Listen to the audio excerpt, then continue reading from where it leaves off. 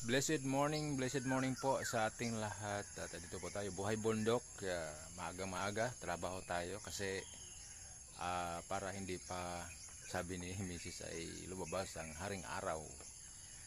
Ayan, so magtatanggal po tayo ngayon, ngayong umaga. Tatanggal po tayo ng dalawa o tatlong yung puso, ano, magtatanggal po tayo ng puso, dalawa o tatlong puno. And mag-deflower din po tayo. Ano? Deflowering po ay yun po yung pagtanggal ng bulaklak, no, sa mga daliri ng mga bunga ng ating saging. So samahan niyo po ako. At kung ngayon lamang po napadpad ang aking pong mountain channel, please consider to subscribe. Dong Henry Vlogs. At continue to support Kuya Bal Satos Matubang at Edna Vlogs, Salinga Prab, at sa lahat ng mga partners. So God bless po sa ating lahat. So ito po yung isa sa ating tatanggalan.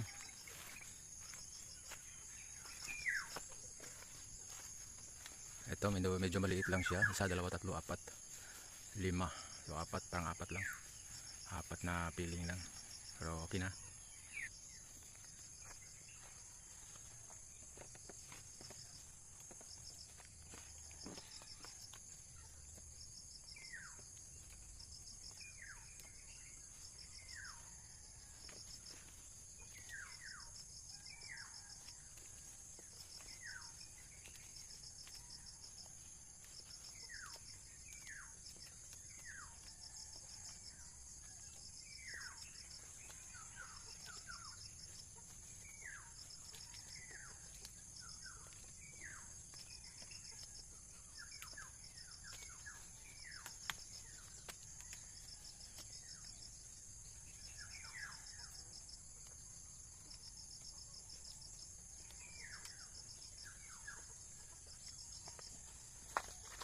So ang ginawa po natin ay nag-deflower lang muna tayo.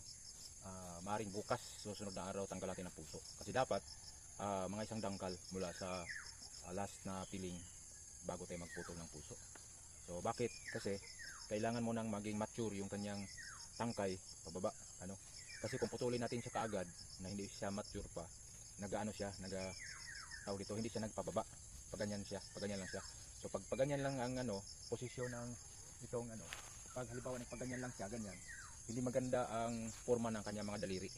So kayo makikita niyo may mga daliri na hindi siya plastar, hindi sila magandang tingnan kasi maagang naputulan ng puso. So kailangan mo nang nakababa siyang ganyan para yung bunga niya paganyan lahat pataas. Yan. So siguro next day tanggalan natin ng puso. So ito po yung isa ang tanggalan natin ng bulaklak, 1 2 3 4 5 yung pang-anim ay hindi kumpletong daliri. So tatanggalin na natin. Pero hindi pa natin tatanggalin ang puso, no?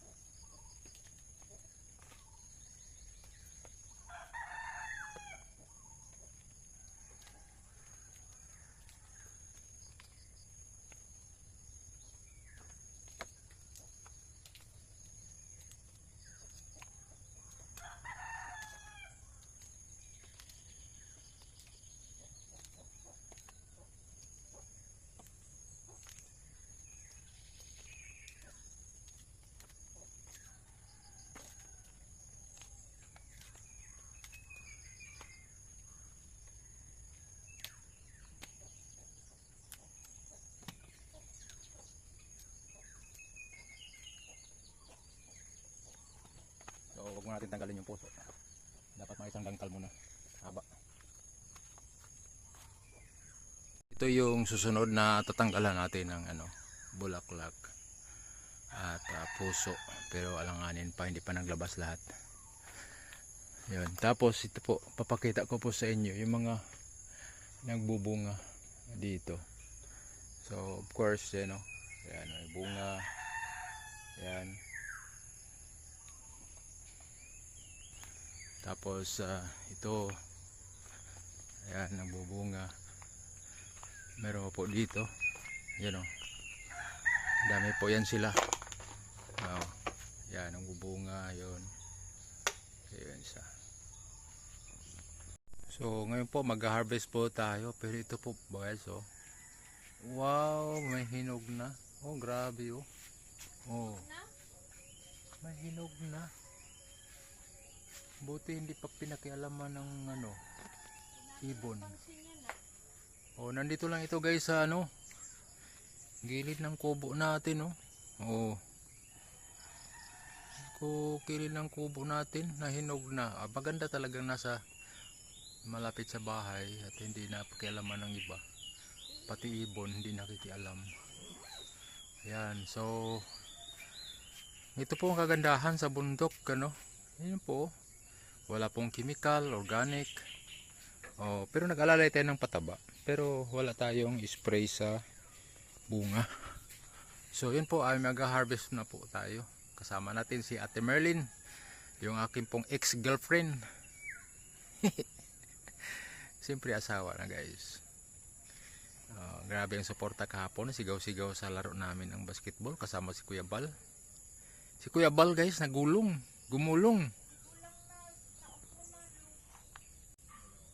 Hinog na guys.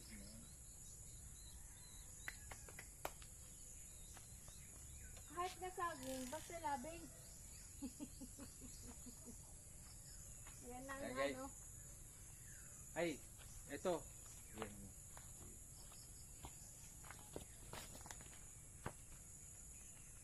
Ito pala gusto ko lang sabihin, ano. May nakikita kasi ako ng mga nag-harvest na hindi nila iniingatan yung pag-harvest nila. Bumagsak. Pagbagsak, siyempre may mga nahihiwalay, may mga nasisira. So, maganda kasi na iingatan natin kasi isang taon natin hinihintay na magbunga, tapos ngayon pag magbunga, pag harvest ay hindi natin iingatan. So sayang naman, ano.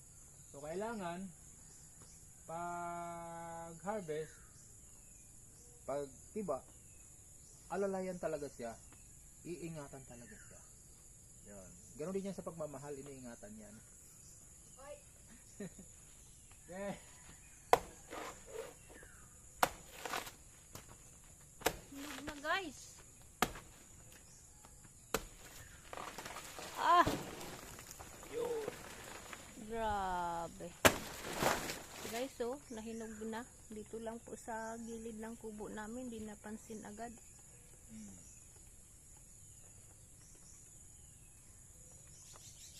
Pero resulta pa ito ng ano, resulta pa ito ng init at saka bagyo. Bakit naapektuhan sa bagyo? Kasi tinanggalan natin ito ng dahon. Kapag tinatanggalan talaga ng dahon, hindi yan matutumba ng bagyo. Salamat po sa mga concern. Hindi talaga matutumba pag tanggalan ng dahon, pero hindi na po siya makapagbibigay ng yung dinidesire talaga nating laki ng bunga. Yan. Pero babawi po tayo sa second generation. Okay po.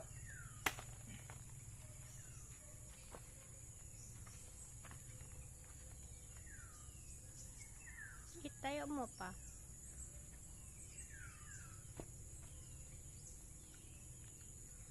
Ito siya guys.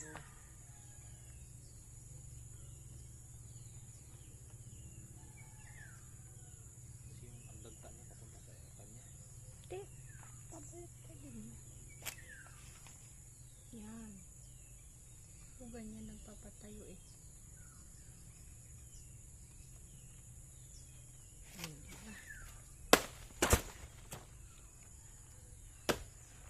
Saka, oh. Dapat doon mo nilagay.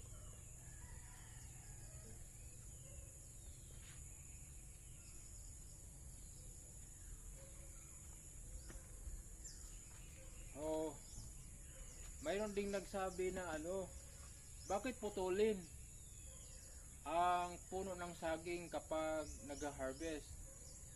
Kailangan siyang putulin kasi kailangan ang yung required sunlight ng kasunod ay makukuha niya. Kasi kailangan po ang sunlight guys. So kung hindi niya natin putulin, mayroong nakakaharang sa sinag ng araw, init ng araw. Pangalawa, yung pagputol din po natin hanggang dito po lang oh. Kasi yung tubig niya ay magbibigay pa yan ng suporta doon sa ugat dito sa second generation. Yan, yun mga tips.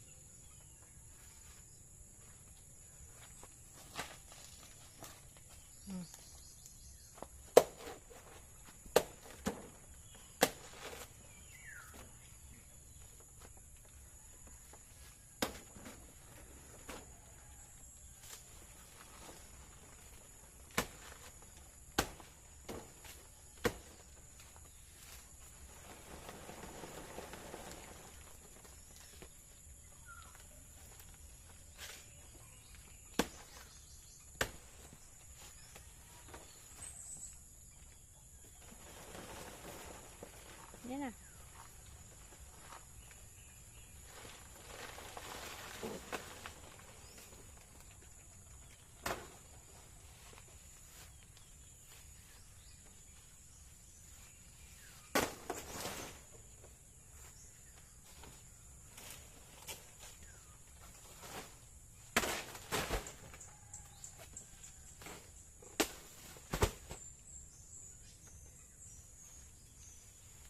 Yan na.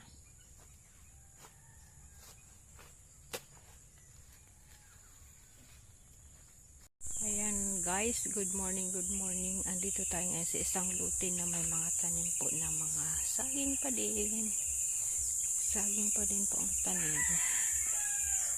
Ayan, mayroong suwa. Kukunin ka mamaya.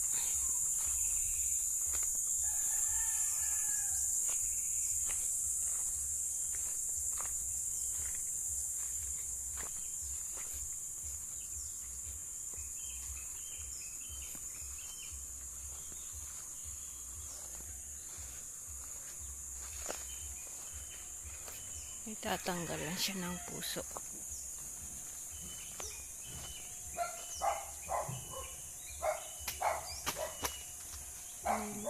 Morning.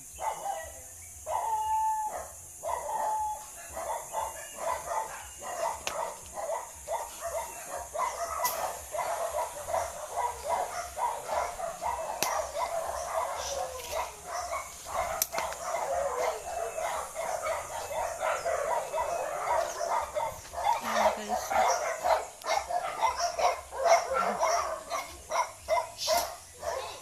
Meron. Oh.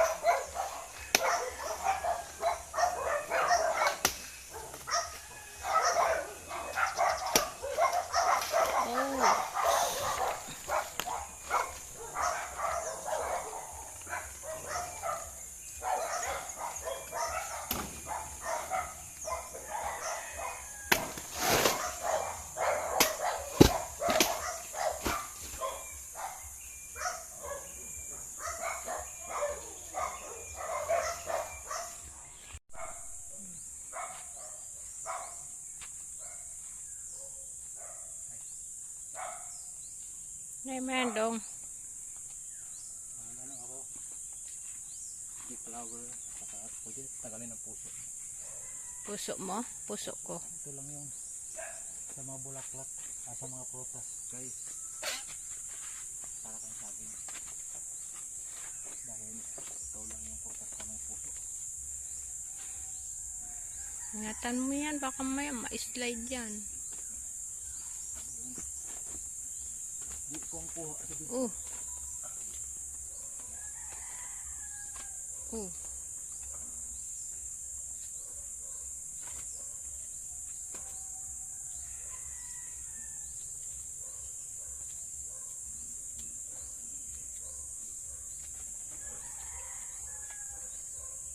Sana lahat nililinis para gumanda.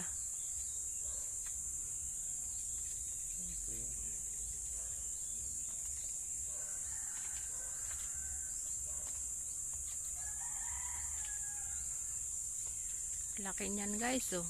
7 sapad.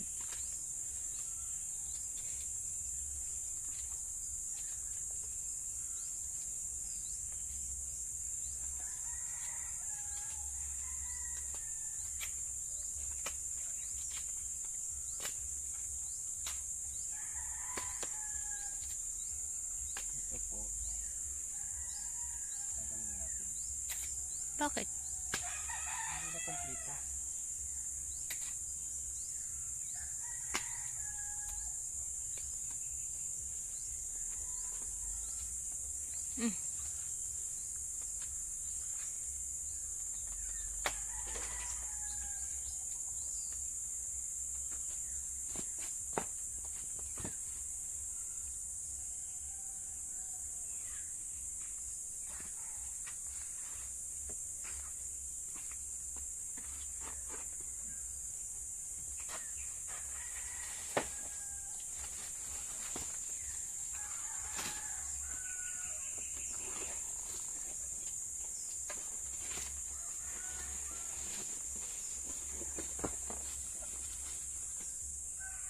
Yun.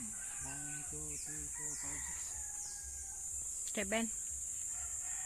6 lang. 6. Yung pang 7 na hindi na kompleto guys. So tinanggal na natin. Natanggal natin para yung pagpapalaki ma-focus doon sa aning. Yan. You have to sacrifice. Minsan kailangan may mga bagay sakripisyo sa buhay.